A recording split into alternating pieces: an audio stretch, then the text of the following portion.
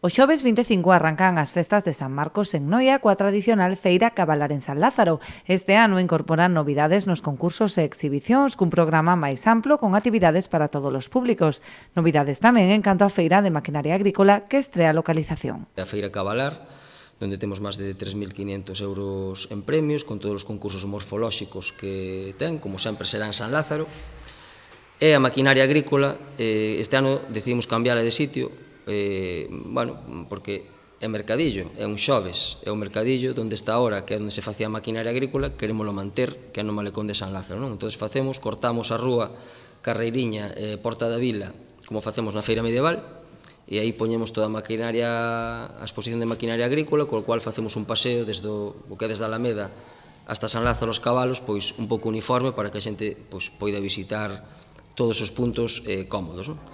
Entre as propostas musicais destacan orquestras da talla da París de Noia, artistas como Xisco Feijó, sesións DJ con disco móvil ou un tributo a Sabina, entre outras. E tamén tocará un grupo de Noia, que son as Lens, tamén consolidadas con Fernando do Campo, Gillo a Juanma, un grupo de Noia que, de moito nivel, non?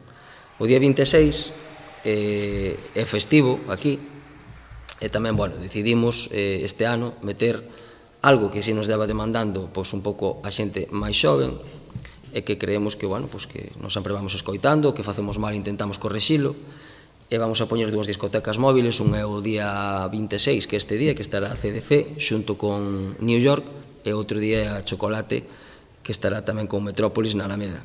Pero destacaría sobre todo a actuación de un dos expoñentes, eu penso que das persoas a nivel tradicional ahora da música galega máis importantes, que é Xisco Feijó.